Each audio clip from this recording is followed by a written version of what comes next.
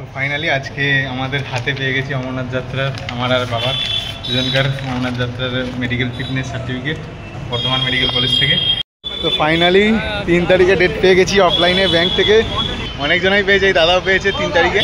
একসাথেই দেখা হবে। আর ওইখানে ভিড়ও রয়েছে প্রচুর। যাবে তো নাকি? কত তারিখে তোমাদের? 3 তারিখ তো? 3 তারিখ একদম একদম একদম। এই 1 কিলোমিটারটা বিরাট কিছু নয়, কারণ হচ্ছে আমাদের হাঁটতেও অনেক বেশি, 14-15 কিলোমিটার। তো প্র্যাকটিস তো করতেই হবে। ভালোই হলো, আজ থেকেই প্র্যাকটিস শুরু হয়ে গেল। তো এখন বাজে 7:10। এখানে চলে এসছে বহু মানুষ। প্রায় 32-33 নাম্বার পেরিয়ে গেছে, আমি 1 নাম্বারে আছি। হর হর মহাদেব, ওম নমঃ শিবায়, জয় শিবশঙ্কর, জয় মা দুর্গা। তো hello everyone, welcome back to the channel. কেমন আছো সবাই? তো আজকের এই ভিডিওটা মেনলি একটু ইনফরমেটিভ ভিডিও রিগার্ডিং অমরনাথ যাত্রা 2025-এ। অমরনাথ যাত্রা যারা করছো বা করবো বলে ভাবছো এখন এই মুহূর্তে, তো তারাও করতে পারো। তো এই অমরনাথ যাত্রা করতে গেলে যে যে প্রসেসগুলো আমাদের ফলো করতে হবে সেইটা নিয়ে একটা ভিডিও আমি বানিয়েছি। এই ভিডিওর মাধ্যমে তোমাদের দেখতে পাবে তোমরা সেটা। প্রথমে পয়েন্ট ধরে আমি কয়েকটা পয়েন্ট বলে দিই। সেটা হচ্ছে আমাদের কী কী ডকুমেন্টস লাগবে ডকুমেন্টেশনের জন্য। প্রথমে আমাদের যেটা লাগবে সেটা হচ্ছে হেলথ সার্টিফিকেট।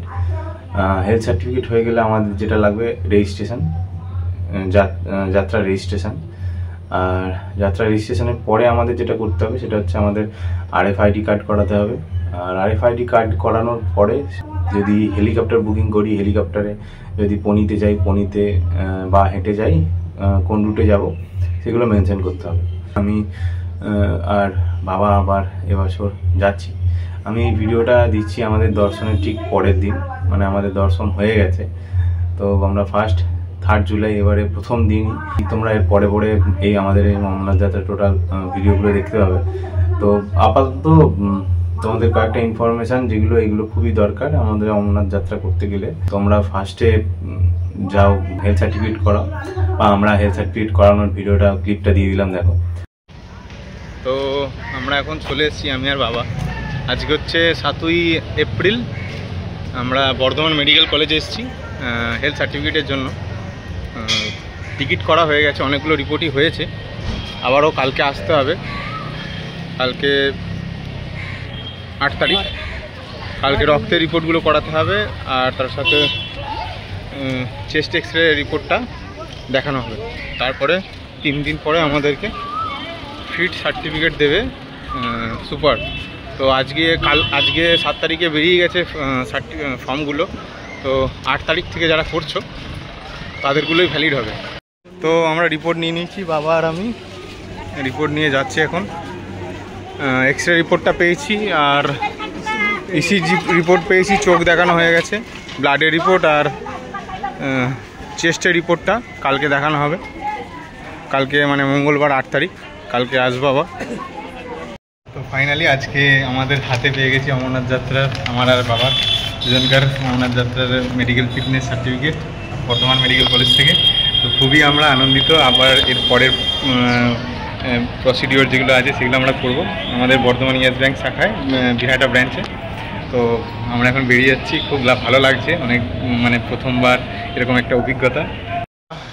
আর আমি বেরিয়ে যাচ্ছি সুপারের রুম থেকে।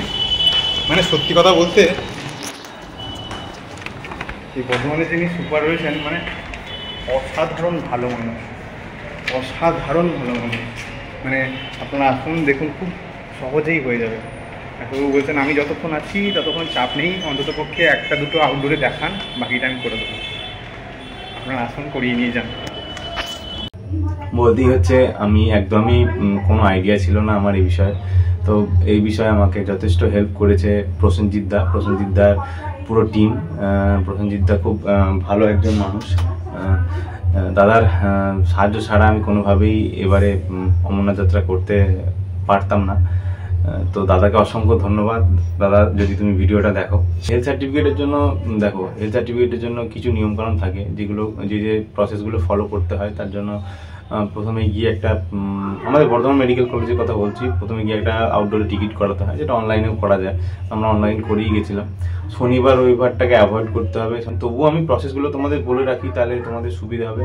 যে এই প্রথমেই তোমরা গিয়ে একটা হেলথ সার্টিফিকেটের জন্য তোমরা নোটিশ দিয়ে দেয় আমরা সাইনবোর্ডে। হ্যাঁ, অবশ্যই সেই সাইনবোর্ডে যখন নোটিশটা দেবে তারপরেই তোমরা কিন্তু প্রসেসগুলো করবে। কেননা এর আগে এবছর আমরা অনেকজনকে দেখেছি যারা আমাদের নোটিশের আগে হেলথ সার্টিফিকেট রেডি করে ফেলেছিল, তাদেরগুলো কিন্তু একটাও ভ্যালিড হয়নি। তো জবে থেকে নোটিশ দেবে যে ডেট থেকে ভ্যালিড। হ্যাঁ, তোমরা আগে করিয়ে রাখতে পারো, টেস্টগুলো করিয়ে রাখতে পারো, সাইন কিন্তু ওই ডেটের আগে করানো যাবে না। তো আমরাও সেটাই করেছিলাম। আমরা যদিও ডেটের পর নোটিশের পরেই আমরা সমস্ত প্রসেস করেছি, ইকেওয়াইসি থ্রু দিয়ে, মানে অনলাইন প্রসেসে করেছিলাম। কিন্তু আমারটা দুর্ভাগ্যবশত মানে কোনো কারণে আমারটা রিজেক্ট হয়ে যায়।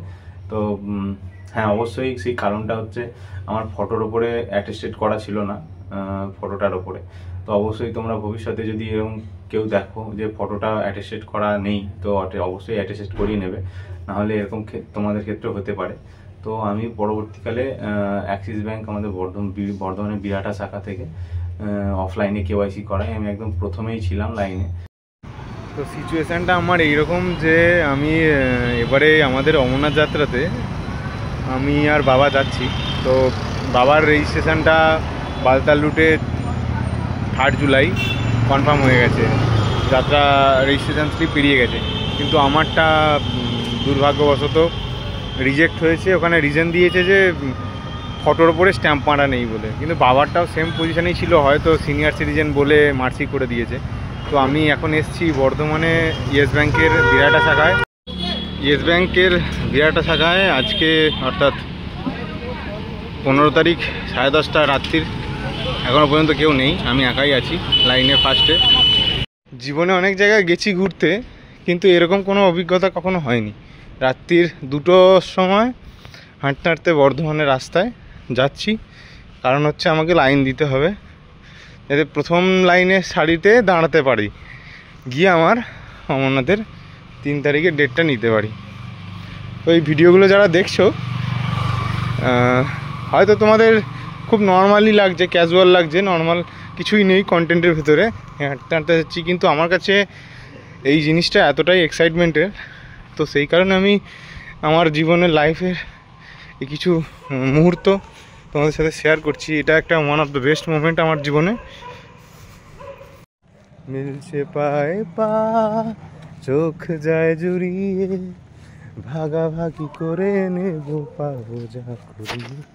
তুমি দেখো আমি আমার ভাগটাও দিয়ে দেব, শুধু দেওয়া আগে তোমার হাতটা ছুঁয়ে নেব। রাত্রির 2টোর করজন গেট কি তোমরা কখনো দেখেছো? বা এখানে এত লরি থাকতে কি দেখেছো তোমরা?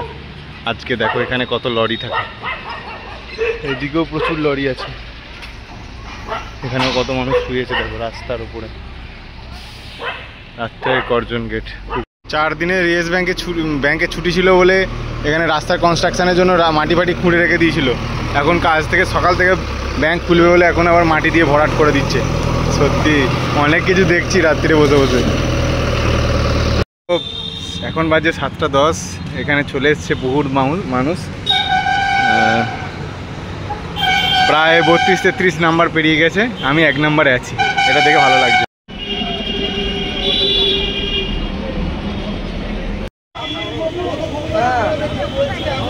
অ্যাক্সিস ব্যাংকে বর্ধমান বিরাটা ব্রাঞ্চে এইরকম একটা কেওয়াস সৃষ্টি হচ্ছে যে ওনাদের কাছে কোনো রকম নোটিশ নেই, নোটিশ আসেনি, 17 তারিখ থেকে করবেন ওনারা, ওনাদের কাছে কোনো রকম নোটিশ নেই।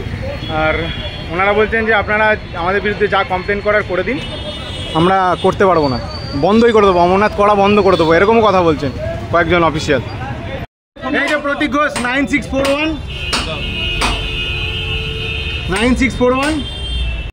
আজকে হচ্ছে ডে 3, অর্থাৎ 17 তারিখ 17 এপ্রিল। আমি আবার চলে এসেছি ইয়েস ব্যাংকে বর্ধমান ব্রাঞ্চে বিরাটা শাখায়। তো আমার 1 নম্বরে নাম আছে, এখনও কারোর হয়নি, 2টোর পর থেকে চালু হবে, তো হলে আপডেট দিচ্ছি। ইয়েস ব্যাংকের বর্ধমান শাখায় বিরাটা ব্রাঞ্চে। তো আমার অমরনাথ যাত্রার রেজিস্ট্রেশন কমপ্লিট, আর এখন বসে আছি ব্যাংকে নেওয়ার জন্য। আনন্দ হচ্ছে অনেক, পাশে দাদারা রয়েছে, মানে 3 দিন ধরে আসা সার্থক। তো ফাইনালি 3 তারিখে ডেট পেয়ে গেছি অফলাইনে ব্যাংক থেকে। মানে আজকে হচ্ছে 17 তারিখ, 17 তারিখে এখনও প্রচুর ভিড় রয়েছে এখানে। তো ফাইনালি পেয়ে গেছি, এটা খুব ভালো লাগছে দেখে। ইয়েস ব্যাংকে বর্ধমান শাখায় অনেকজনাই পেয়েছে, এই দাদাও পেয়েছে 3 তারিখে, একসাথেই দেখা হবে। আর ওইখানে ভিড়ও রয়েছে প্রচুর। যাবে তো নাকি? কত তারিখ তোমার? 3 তারিখ তো? 3 তারিখ একদম একদম একদম। আর কি চাই? এই ব্যাংকটা তবু তুলনামূলকভাবে খালি থাকে, কিন্তু এই ব্যাংকের কিছু সমস্যা আছে, পলিটিক্যাল কিছু সমস্যা আছে। তো সেই কারণে এরা একটু মানুষকে হ্যারাস্ট করে। আমরা হয়েছিলাম, কারণ 2-3 দিন ধরে আমরা খুব হ্যারাস্ট হয়েছি। তো যাই হোক, তারপরে আমি ফার্স্ট 3 তারিখে প্রথম দর্শন দিনই রেজিস্ট্রেশন কমপ্লিট করি। তো অনলাইন আর অফলাইনে দুটো প্রসেস আছে। একটা হচ্ছে অনলাইনে যদি করা হয় সেক্ষেত্রে হেলথ সার্টিফিকেটটা ক্যারি করতে হয়, আর অফলাইনে করতে যদি কেউ রেজিস্ট্রেশন করা হয় সেক্ষেত্রে হেলথ সার্টিফিকেটটা ব্যাংকেই নিয়ে নেয়। তো এই কারণে অফলাইনের হেলথ সার্টিফিকেটটা ক্যারি করতে হয় না। তো এরপরে RFID কার্ড করাতে হবে। আমাদের RFID কার্ড কাউন্টার জম্মুতে ভগবতীনগর বেস ক্যাম্প, এবং ওখান থেকেই কনভয় পাওয়া যায়। কিন্তু এখন মানে ইন্ডিয়ান রেলের সহযোগিতায় যে আমরা সুবিধা পেয়ে গেছি, আমরা এবছর মাতা বৈষ্ণোদেবী থেকে কাটরা শ্রীনগর অবধি বন্দে ভারতে যাচ্ছি, যেটা 3 ঘন্টার মধ্যে আমরা শ্রীনগর অবধি পৌঁছে যাব। তো এইটা একটা বড় সুবিধা, তাতে আমাদের অনেকটাই সময় বাঁচবে। যেহেতু আমরা RFID কার্ড জম্মু থেকে নিতে পারিনি, তো সেই কারণে আমরা সোজা বালতালে চলে এসেছিলাম। বালতাল থেকেই কালেক্ট করেছিলাম RFID card, Baltal base camp থেকে। ওটা পেহেলগাম বেস ক্যাম্প থেকেও কালেক্ট করা যায়, আর জম্মুতে ভগবতীনগর বেস ক্যাম্প থেকে কালেক্ট করা যায়। ওখানে একটু ভিড় হয়।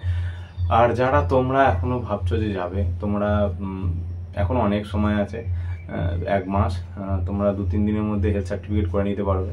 হেলথ সার্টিফিকেট করে তৎকালে টিকিট কাটো, তৎকালে টিকিট করে সোজা চলে এসো জম্মুতে তোমাদের এই হেলথ সার্টিফিকেটটা দেখাও। সেখান থেকে তোমাদের 2-3 দিন ধরে আসবে হাতে, তৎকালে রেজিস্ট্রেশন করা যায়। অনেক মানুষ দর্শন করে এইভাবে। মানে আমার জীবনের অন্যতম এক অভিজ্ঞতা। আমি কেদারনাথ করেছিলাম, কেদারনাথ 2022-এ করেছি, কিন্তু অমরনাথ করবো কোনোদিন ভাবিনি। তো বাবার টানে, বাবার কৃপায়, মায়ের আশীর্বাদে, বাবা মায়ের সবাইকার আশীর্বাদে আমরা খুব ভালোভাবে অমরনাথ দর্শন করলাম। আজকে আমি পাবলিশ করলাম, আমি দর্শন করা হয়ে গেছে। তারপরে তো তোমরাও করো, সবসময় মহাদেবকে স্মরণ করবে, মা দুর্গাকে স্মরণ করবে, দিয়ে এসো, অবশ্যই তোমাদের দর্শন হবে। তো এই প্রসেস তোমরা ফলো করো, তোমরাও আসবে। দিল্লি হয়েও আসতে পারো যদি টিকিট না পাও, ফ্লাইটেও আসতে পারো, অনেকে শ্রীনগরে ডাইরেক্ট, অনেকগুলো অপশান থেকে আসছে।